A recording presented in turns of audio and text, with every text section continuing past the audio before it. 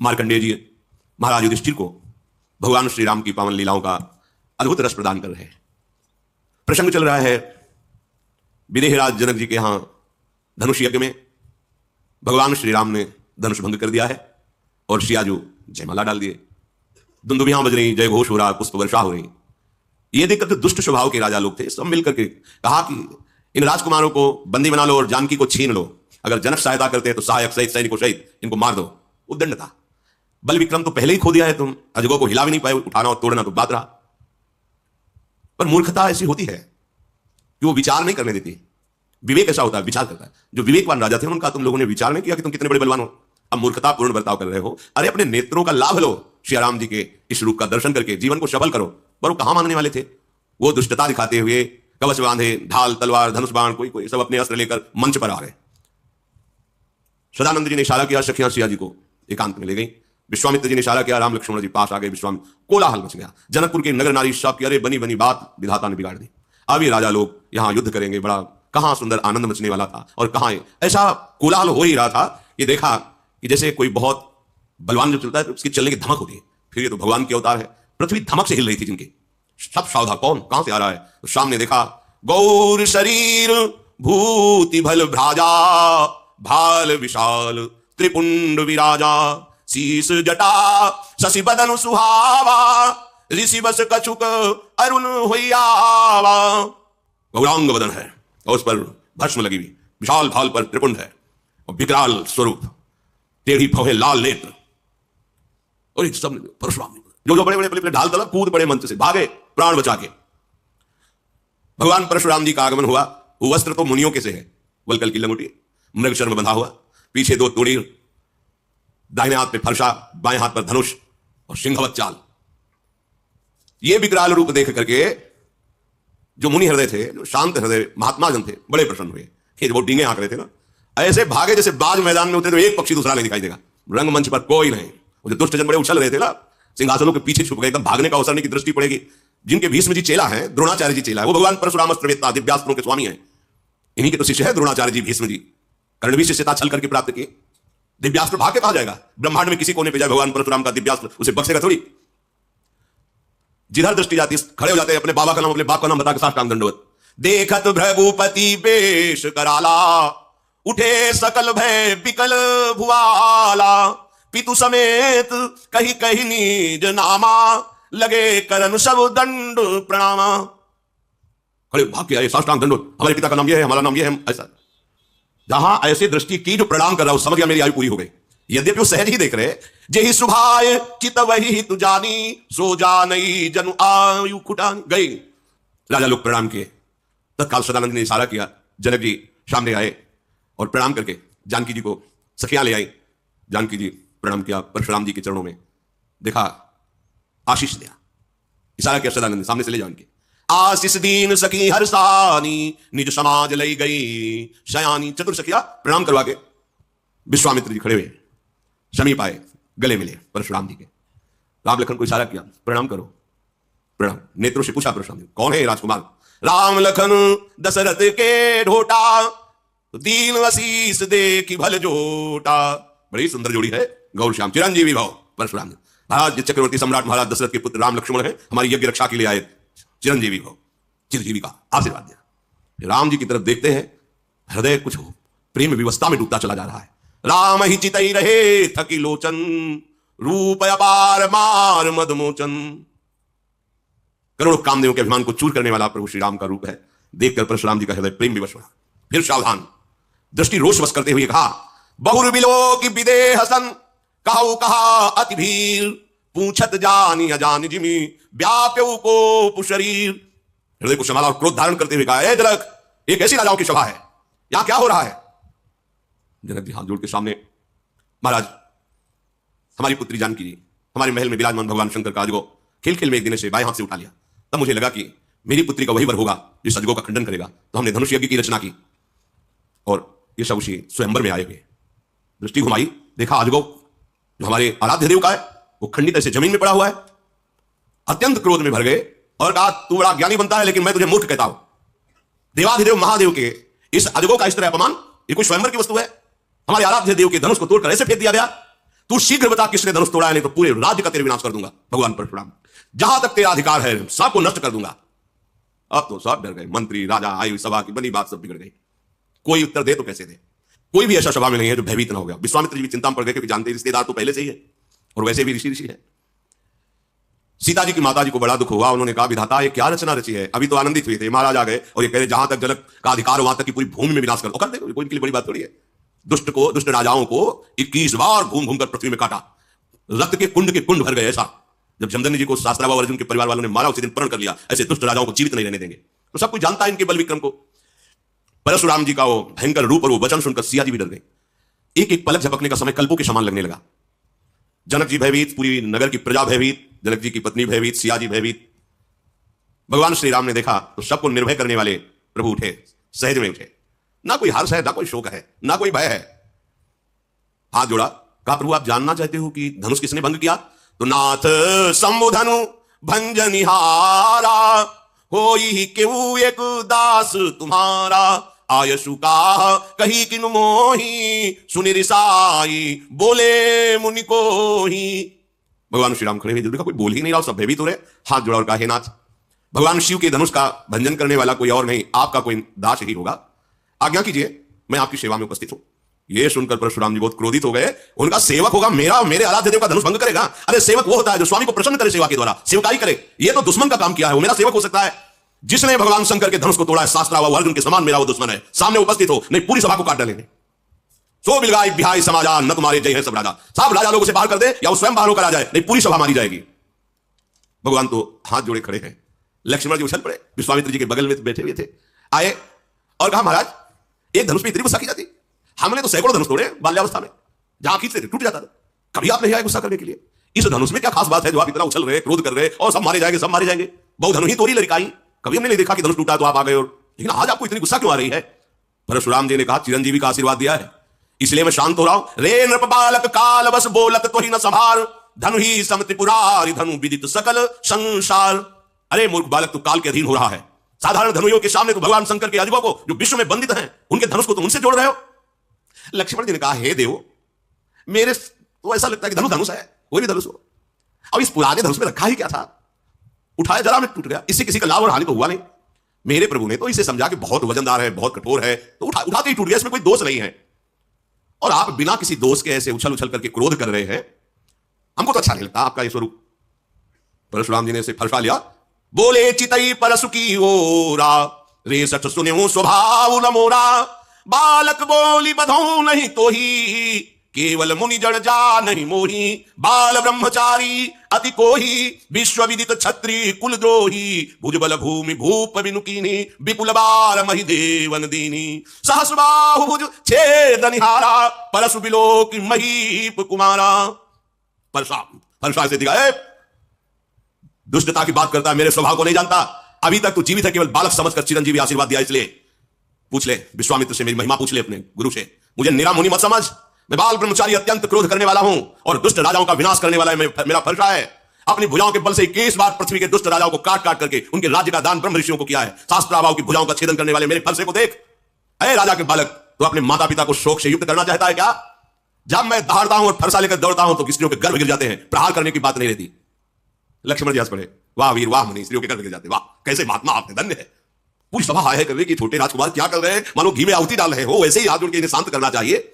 लक्ष्मण जी ने हंस करके कहा कि आप समझ में आया कि आप कितने जोर के योद्धा हो, पर हम आपको बता दें कि फूंक से पहाड़ नहीं उड़ाया जा सकता। भूल में मत रहना, बालक समझकर कहीं भूल में मत रहना, फूंक से पहाड़ नहीं उड़ाया जा सकता।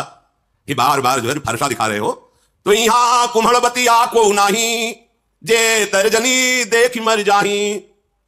यहां कोई कुम्हड़ा की बतिया नहीं कि अंगुली दिखा दो कि सूख जाएगी, कि तुम्हारा फरसा बार बार दिखा रहे कि फरसा दिखा दो हम डर जाएंगे। फूंक से पहाड़ उड़ाने की कोशिश मत करो, हमें निरा बालक मत समझो। आपको प्रणाम किया है तो सिर्फ मुनि वेश देख करके, जो फरसा धनुष बाण ये मुनि वेश के विपरीत है। मैं अभिमान से नहीं कहता हूं, आप सच्ची समझ लो, मुझे केवल बालक मत समझना।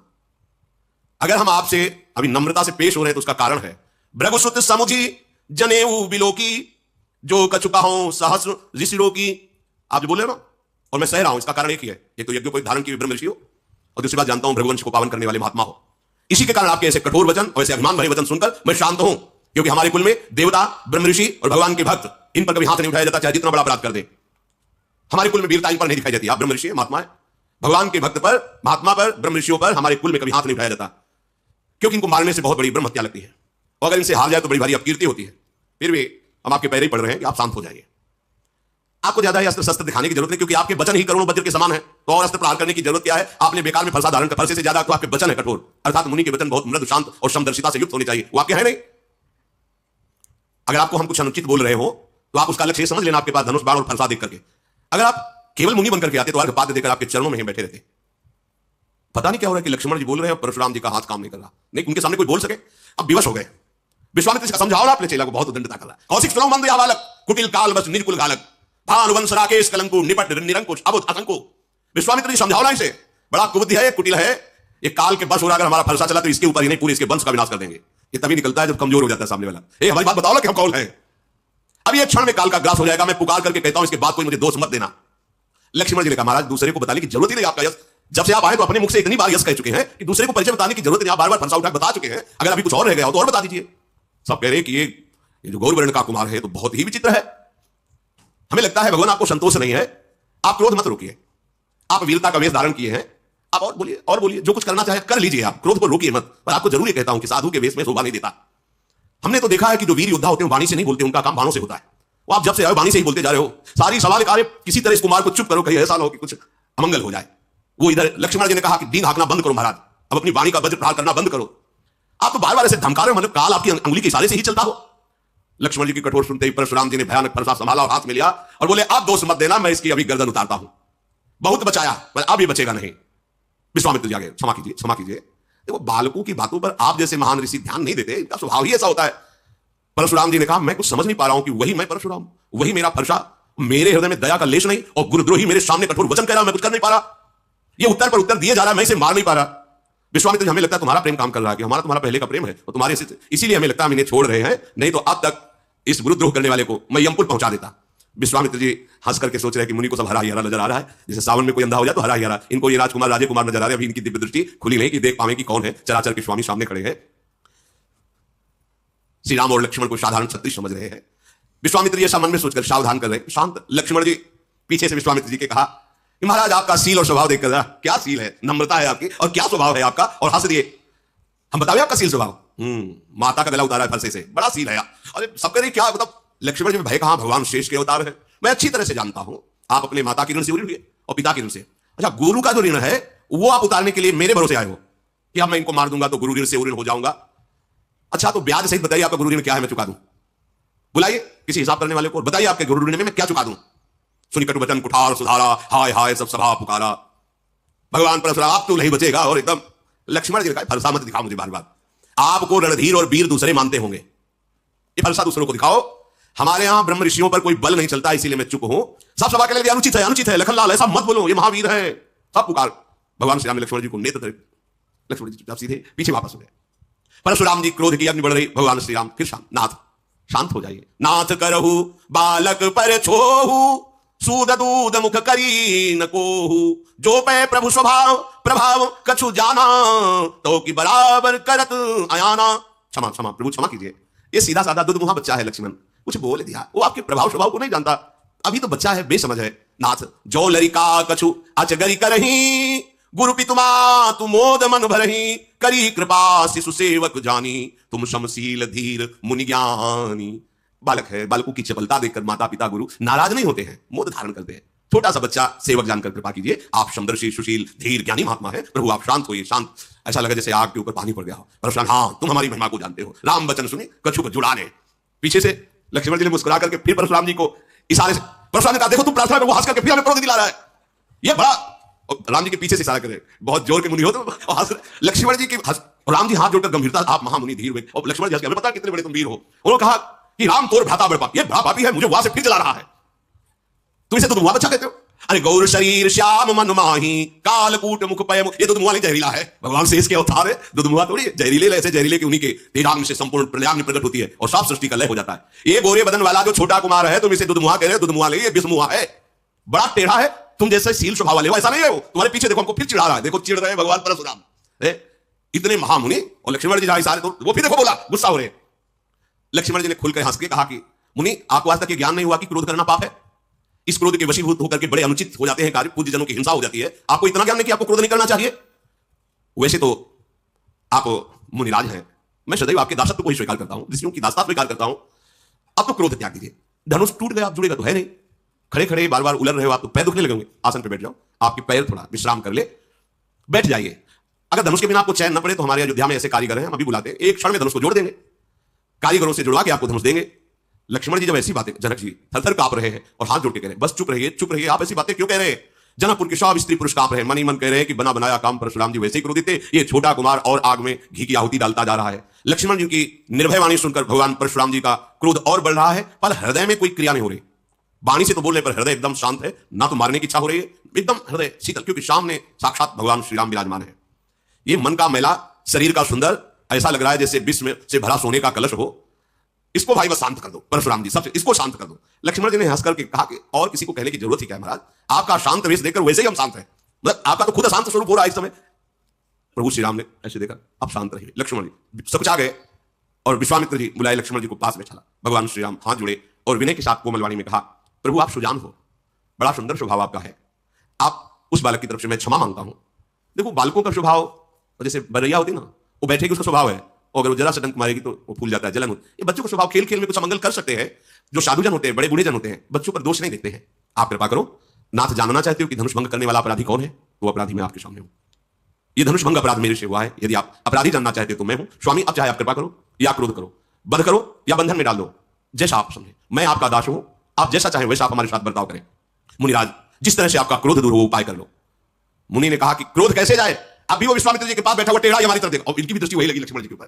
वो होता है ना, एक बात और है, जो चिढ़ने लगे ना तो उसको लोग और चिढ़ाते हैं। जैसे तुम्हें कोई चिढ़ा और चिढ़ो ना तो फिर वो धीरे धीरे शांत हो जाएगा। और परशुराम जी चिढ़ रहे, ऐसा स्वभाव कभी नहीं देखा गया इनका। पर आज भगवान का प्रभाव और स्वभाव ऐसा है कि सब है तो भगवान के अंश ही ना, वो अहंकार नहीं रहने देते। किसी सुनहु राम कर सहज स्वभाव, जन अभिमान न राखे काऊ। परशुराम जी की विनय राम जी करे, पर राम जी पर नहीं देख रहे, लक्ष्मण जी की तरफ देख रहे, विश्वामित्र जी वहां से मुस्कुरा के ऐसे, फिर देखो वहां से हमारी हंसी उड़ा रहा है और वो टेढ़ा ही देख रहा है। अब तो इसकी गर्दन पर कुठार न चलाया तो मेरा क्रोध करना व्यर्थ चला जाएगा।